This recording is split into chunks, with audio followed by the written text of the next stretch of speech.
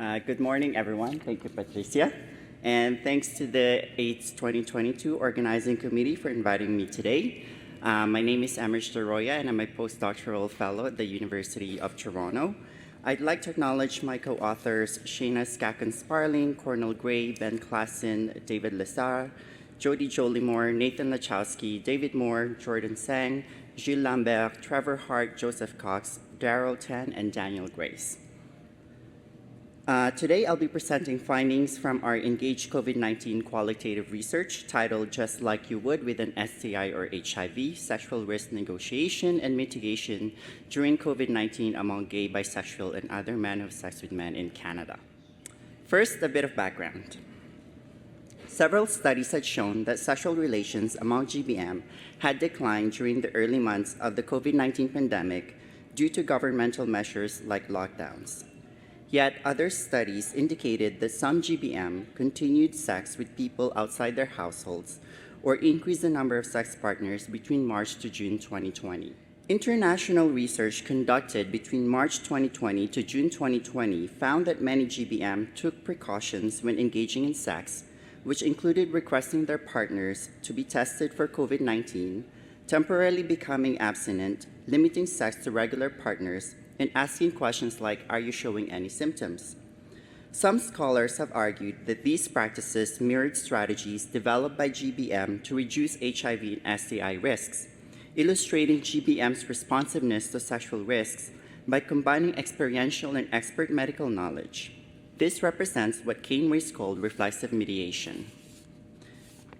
However, this scholarship has been largely developed outside of Canada and during the early stages of COVID-19. As such, our first objective with this paper was to investigate how urban GBM in Canada changed their sexual practices in response to COVID-19 public health measures, not only at the outset of the pandemic, but also during at a later point in time. Our second objective was to provide insights into how diverse Canadian GBM applied knowledge gained from HIV, STI, and COVID-19 prevention to inform their protective sexual behaviors. Now the methods. Engage COVID-19 is embedded within the ongoing Engage cohort, a mixed methods study examining the impacts of COVID-19 on the physical, sexual, and mental health of urban GBM in Montreal, Toronto, and Vancouver. For the qualitative part of Engage COVID-19, we recruited participants along 5 key categories. So these were age, ethno-racial background, gender identity, sexual identity, and HIV status. 93 in-depth qualitative interviews were conducted in 2 rounds with different sets of participants between November 2020 to February 2021 and June to October 2021. Interviews were conducted in English or French using MS Teams. They each lasted between 30 to 170 minutes. We used in vivo to code the interviews using thematic analysis. Now the results. Most participants were in their 30s, making up 40%, 22% were in their 20s, and 13% were in their 40s. 36% of participants self-identified as white, 24% as mixed race, 16% as East Southeast Asian, 8% as Black, 6% as Latin American, 3% as Middle Eastern, and 3% as South Asian. The vast majority self-identified as cisgender and gay, and 21.5% were living with HIV. I just want to clarify that these results were strictly from the qualitative part of the research. Now I'm going to speak about the broader changes in the sexual practices of our participants. Across the 3 cities, GBM reported changes in sexual practices in response to COVID-19 public health measures and shifting pandemic contexts. During the early periods of the pandemic, about a quarter said they avoided sexual contact via abstinence, and a third described engaging in temporary monogamy. Less than half, about 42%, described continuing in-person sex.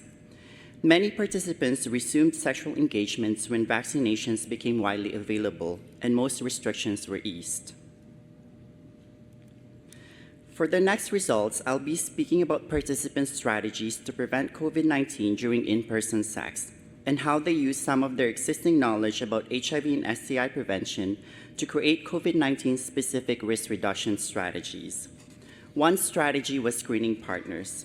Some of the participants reported inquiring about COVID-19 symptoms and safety behaviors. They further described applying their knowledge about HIV and STI prevention to COVID-19.